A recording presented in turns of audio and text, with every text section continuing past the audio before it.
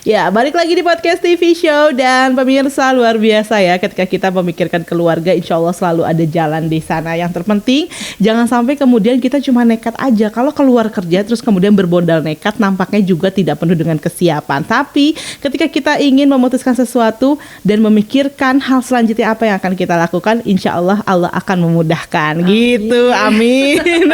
Oke, nah Kak Vivi, ini menarik banget ya. Kamu awalnya adalah seorang pekerja dengan gaji yang lumayan. Bahkan ini luar biasa loh pemirsa, sebelum memutuskan resign ada yang bikin pikiran juga kan. Yakin kamu Vi gitu kan.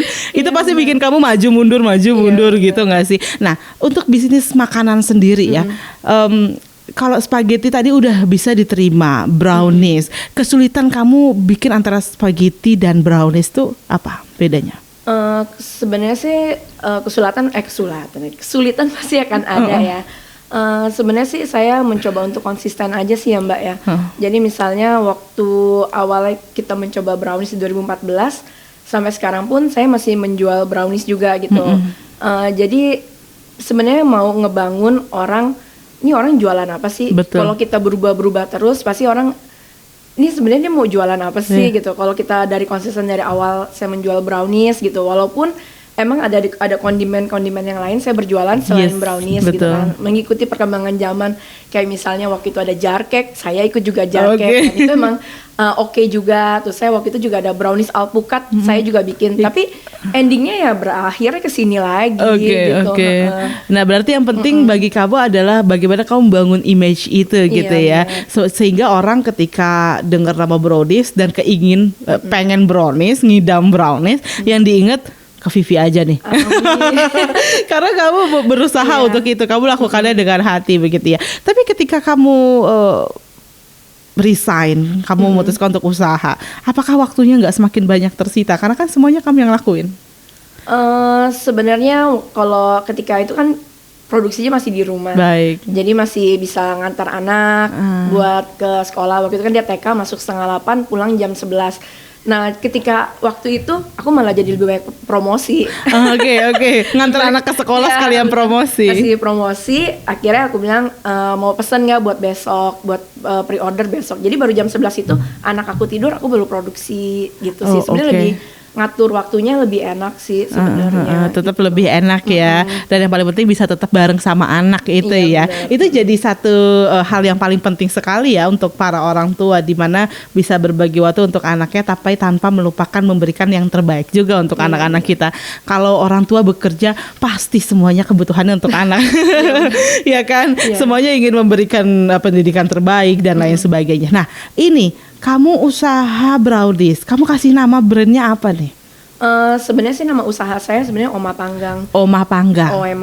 Baik. Sebenarnya sih rumah panggang, maksudnya itu kan kadang ada orang misalnya langsung ketuju misalnya brownies apa gitu kan, yang kayak ada banyak. Jadi tapi jadinya kan kita hanya tertuju itu aja, nggak bisa usaha lain. Kan aneh ya, misalnya kita bikin namanya brownies Vivi tapi kamu jualannya yang lain gitu, kayaknya nggak masuk. Akhirnya aku punya ide, udahlah pakai nama Omah Panggang, jadi segala hal makanan kita bisa jual di situ. Semua yang dipanggang-panggang.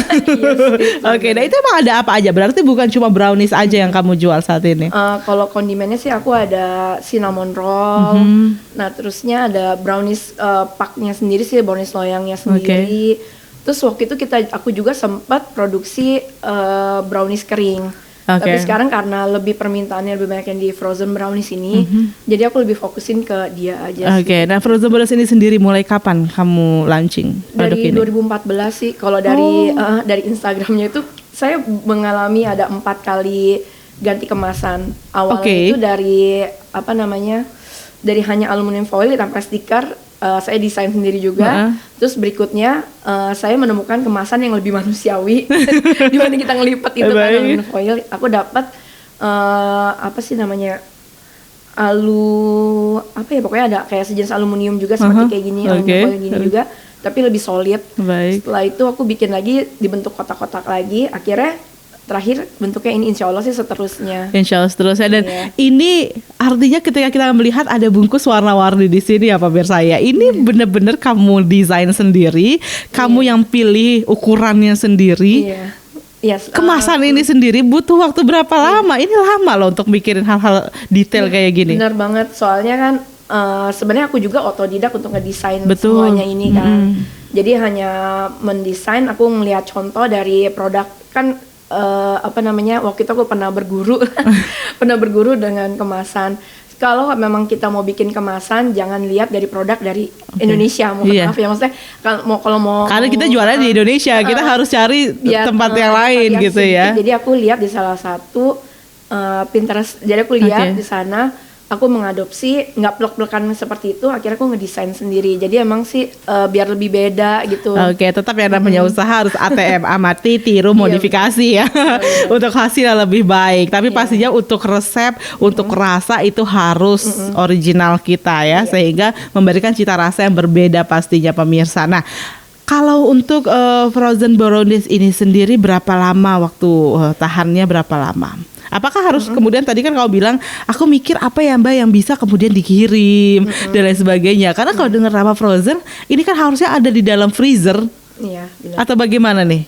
Sebenarnya di suhu ruang dia juga aman sih, kan sejatinya dia emang brownies gitu kan. Apalagi dengan ada coklat, dia jadi ada punya pengawet alami, walaupun kita nggak pakai pengawet sama sekali. Ini tanpa pengawet. Tanpa pengawet. Walaupun sebenarnya kan di menteganya segala macam itu pasti ada pengawetnya. Jadi tapi emang udah, kalau saya nggak pakai pengawet tambahan. Baik. Gitu kan. Jadi kalau untuk suhu ruang dia bisa tahan sampai 7 hari sampai 8 harian. Tapi ketika kalau di freezer itu bisa sampai 1 sampai 2 bulan. Wow, lama ya. Tapi kalau misalnya di freezer ini ketika dalam keadaan beku bisa langsung dimakan. Bisa langsung dimakan dan dia karena nggak akan keras-keras banget juga ya hasilnya. Bukan yang beku kemudian jadi susah digigit gitu. Enggak sih, alhamdulillah sih enggak. Oke, wow, luar biasa sekali. Nah, untuk variannya ini nih, ini aku lihat ada warna-warni. Ini sama semua sebenarnya atau ada berbagai rasa? Ada 5 rasa sih Oke, sebenarnya. ada apa aja? Ada mereknya nggak apa-apa disebut? Boleh nggak apa? Ya, jadi ada Oreo Crumble, Cheese Crunchy, Skippy Salty, Mix Choco sama Double Cookies. Jadi kita emang bikin 5 rasa varian berbeda. Begitu. Iya. Nah, sejak awal langsung aja 5 rasa berbeda atau baru nih seiring perkembangan zaman? Kalau dari 2014 sih emang ada 5 rasa, tapi emang ada berbagai macam kayak perubahan. Kayak dulu ada tiramisu cappuccino, sekarang udah nggak ada. Oke, diganti dengan rasa yang lainnya ya, yang lagi kekinian ya. Tapi gini, kamu awal-awal usaha ini artinya pasti mengalami masa-masa sulit cari pembeli. Itu gimana kamu melewatinya? Kalau mencari pembeli sih, alhamdulillah saya percaya rezeki pasti akan ada aja kan, nggak mungkin rezeki salah tempat. Tapi ketika saya ngebangun usaha ini, itu malah benturannya itu kembali ke pekerjaan.